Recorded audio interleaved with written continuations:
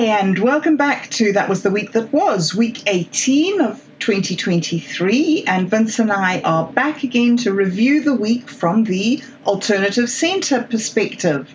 Hey Vince, how's the flooding doing down your way? Hey Bob, the flooding has washed out some of the Maori Valley Road again, so it's been difficult to get into town. This is the second once in every 50-year flood that we've had in the last 10 months, so things are pretty crazy around here at the moment.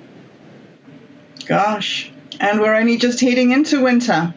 Yeah, it's still 6 weeks till the winter solstice, so I think we're going to have a really warm winter and another warm summer. Well, that might be a really good thing as far as disease and stuff is concerned. And we had a really interesting report by the BBC earlier today saying that the WHO has declared the global health emergency over. And that's after we've had 7 million people dead from it. So it's interesting that it's just gone. It's amazing that it's over. The COVID pandemic is officially over, according to the World Health Organization. But there hasn't been much talk about that in New Zealand. I think the New Zealand government's kind of too ashamed to admit that it's really time to just give up on it all now, because they put so much effort into pushing the COVID hysteria on people that now they kind of have to admit that that's the end of that particular one and they have to move on to something else. Crazy. I wonder what the next thing will be, because they do actually make a mention in the report that we should not think that COVID is not dangerous anymore. So they want us to remain afraid. I think the next big thing is going to be the war with Taiwan, but I think that's going to replace the COVID as the focus of hysteria as far as our ruling establishment is concerned.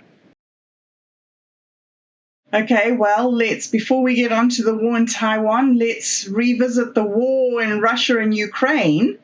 We had another interesting thing this last week where we had alleged drone attacks, and they're calling it an assassination attempt, although Ukraine is denying this. What is your take on it? It's still hard to know for us on the internet here in New Zealand what the truth is.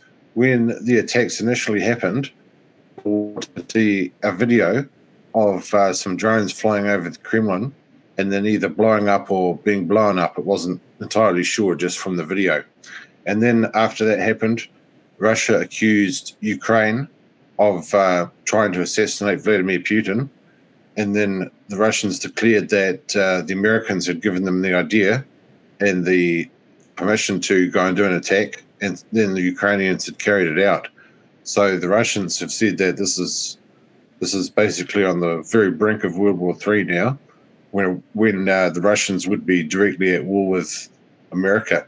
I think we're quite fortunate in that the assassination attempt didn't succeed, assuming that's what it was.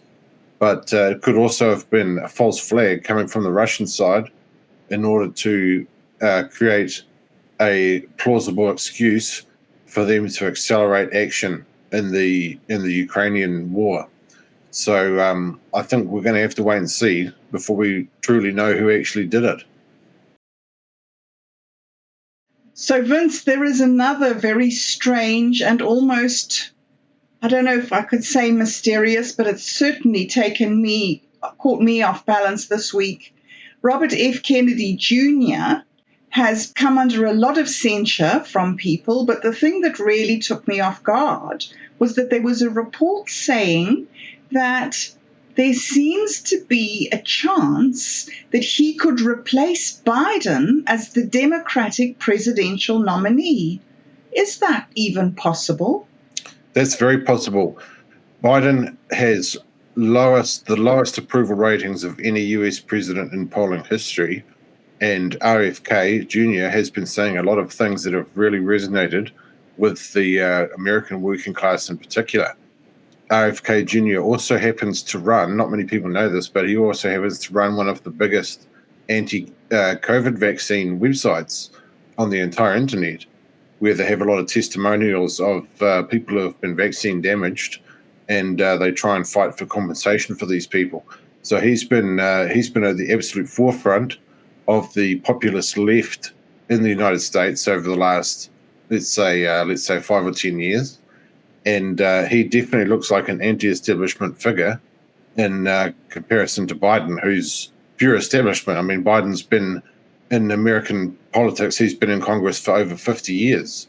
So he's actually been a politician for longer than I've even been alive, which is so he's definitely part of the establishment. So if RFK Jr. is going to challenge him, I think RFK Jr. would be the anti-establishment figure. So he'd be the left-wing version of Trump in that case, in which I think we could expect that we'd see a lot of disinformation coming from the establishment, especially the media establishment, about how terrible he was. They'd try and smear his reputation the same way they did for Trump. But I think that if they don't do any shenanigans like they did in 2016, where they effectively handed over the vote to Hillary Clinton, the Democratic Party bureaucracy handed the vote to Hillary Clinton, made her the nominee, even though Bernie Sanders had more support from actual Democratic Party members. They could do the same thing and hand over the nomination to Joe Biden again, even if RFK Jr. does have more support among the members. So it's very difficult to say what will happen at the moment. But what is clear is that if they do nominate RFK Jr. and the Republicans do nominate Trump, it'll be an anti-establishment victory. So that would be incredible if that did happen. Gosh.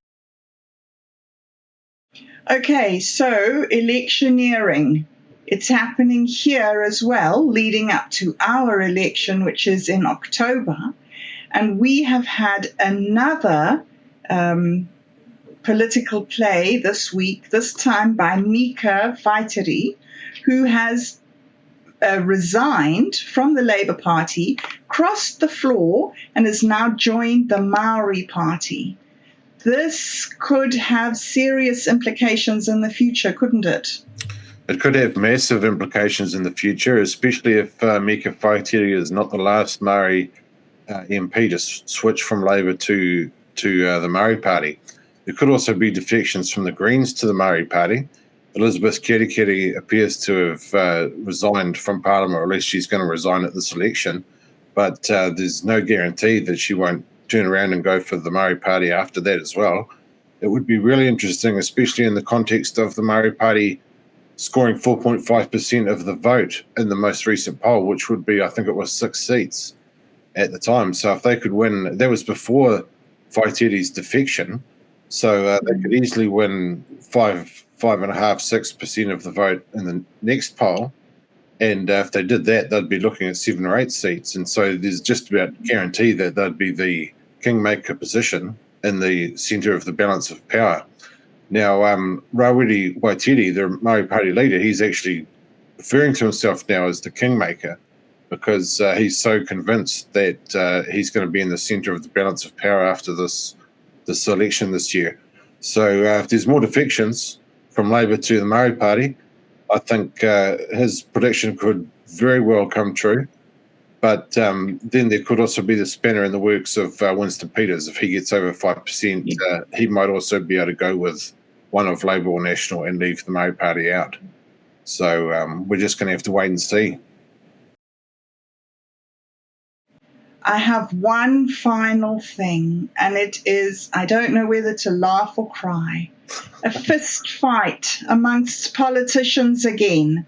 As if it's not bad enough on the ground in Ukraine, they're going at it in Turkey, the Russians versus the Ukrainian politicians. I don't know, honestly. It's getting really ugly out there. I think it's not just the tension's high in Ukraine, but I keep hearing about people getting into fistfights at gas stations and supermarkets and other public places just to the street. So I think that society is just breaking down a little bit. So I think we will have to calm down, maybe learn to meditate a bit, maybe smoke a bit of weed and just chill out. Well, after this week, we certainly need that. Thanks, guys, for listening. Cheers, Internet. Catch you next week. The alt-centre are clown world's good guys. They don't fit into boxes neatly enough to be someone else's tools.